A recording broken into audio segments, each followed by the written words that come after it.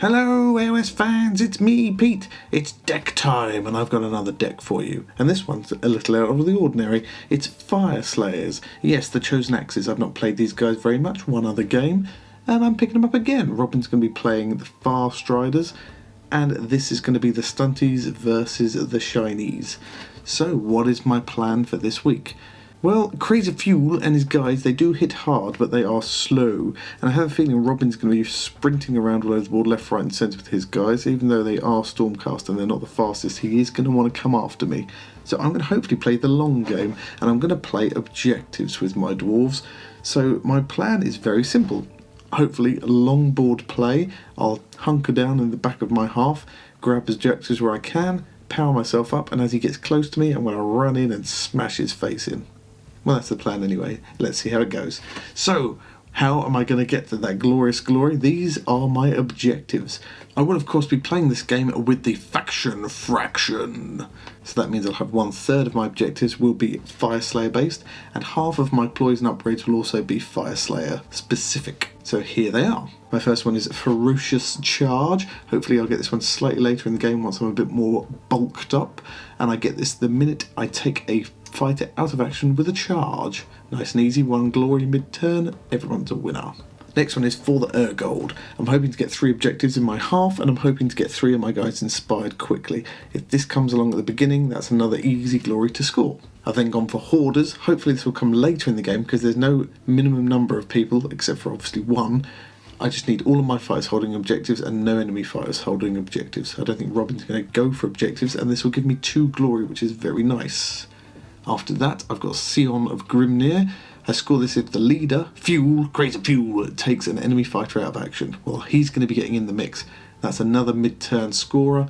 Maybe I can score at the same time as Ferocious Charge. That'd be nice. For my non-warband objectives, I've gone for Alone in the Darkness. I do have Great Concussion in here to help hopefully score that one. 2 glories, always nice. I then also have hold objectives 1 to 5. They're nice and easy to score. They're pretty hard for my opponent to stop, really. And I'm hoping I can use those to help boost my players, maybe help me get For the Urgold earlier, and also get some extra glory on the same. I've also then got Ploy Master, because it's a pretty easy one to score, and Supremacy, which I'm hoping comes out near the beginning when I'm trying to get 3 of my guys onto objectives. 3 extra glory would be very handy indeed. So once I've got the glory, I'm going to use that glorious glory from my objectives to buy some upgrades. And what upgrades have I gone for? Well, for my warband specific ones, I've got activated runes. I don't roll a lot of attack dice for some of my guys like Fjul, so the ability to re-roll one will be handy. Defiant Strike's a nice little upgrade for Tefk. If somebody successfully hits him, he can't be pushed back, and he can take a swing at them for maybe an extra damage. If I've also got some plus damage on him, then that'll up that as well, which would be handy. I've then gone for GRIMNIR'S Fortitude and Speed. Fjul is going to be one of my big hitters here, so +1 defense and +2 move on him will not go amiss. And then I've gone for a Returning Axe. I did struggle with the Fire Slayer upgrades. I thought some of them were a little bit naff, I'll be honest, but Returning Axe looked like it could be a lot of fun. Poor old Maegrim tends to get overlooked a little bit, but 2 swords, range of 3 and 1 damage, 2 if it's critical on him, that could be quite fun to play around with. For my non-warband specific ones, I've gone for A Destiny to Meet and the Formless Key. My hope is that I've got some guys left at the end. I can jump on some objectives, play these, and it's a couple of extra glory for me at the last minute. I've also got Concealed Weapon because +2 damage on a crit is always tasty, and all of my guys have a range of 1, so I'm not going to accidentally put this on, I don't know, Scritch or something like that and then make an illegal attack with him. Not that I'd be bitter if my opponent ever did that. I've also gone for Deathly Fortitude. -2 move is pretty painful for dwarves. It means they're only moving 1, but +2 wounds makes them pretty tough, and I'm hoping to put this on somebody once they've run forward a bit after getting expired.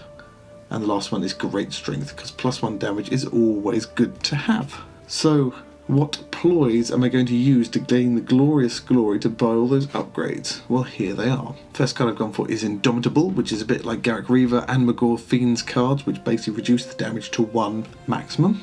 That'll be handy because early on in the game I'm probably going to have to weather some damage from him until I can boost myself up, but that'll be useful later in the game as well because then Robin will have all his upgrades on his guys and that'll stop him from doing a one-shot wonder. I've then gone for OATHSWORN. Basically allows me to attack again, so it's a bit like the Necromancer commands for Spellcard. Being able to reroll missed attack, always handy. Piercing Stare was a funky one. You can pick an enemy fighter and they cannot make an attack or charge action in the next activation. My plan here would be that regardless of whoever Robin is attacking with or moving with, if it gets to the third activation or my fourth activation before Robin's final activation, if he hasn't moved one of his big guys, one of his big hits who's been positioning ready to unleash hell, then I can suddenly go, yeah, not this round, mate, sorry about that.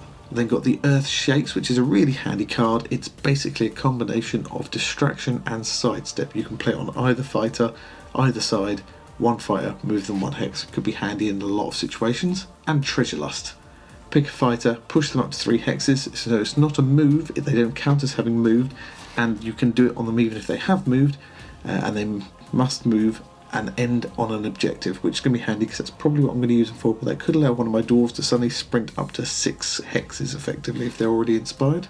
I've also got confused priorities in there because Robin might stand on some objectives, and if he does, and he's got one of the hold objective numbers that I need, I can use that. Great Concussion, because who isn't going to take Great Concussion these days? It's useful against everybody, whether you're trying to keep people away, whether you want to push people in, whether you want to knock people off objectives. It's handy no matter what. Plus I've got Alone in the Darkness. Hidden Paths next, because my guys are slow, and if I can get somebody ready where I need them, I can beam them across the board. Hopefully they'll appear right next to someone, I can smash them in the face with a big axe. I've also got Inspiration Strikes. My ideal situation here would be I have 3 objectives in my half, I get Supremacy right at the start, I jump 3 of my guys onto objectives to get them inspired, and I use Inspiration Strikes to inspire someone like Fjul or somebody else who I'm going to rocket up the field and just start smashing face. And the last one is Ready for Action! Yes, it's a classic, gonna have it in my deck. The ability to make that extra move or that extra attack could be a real winner for me.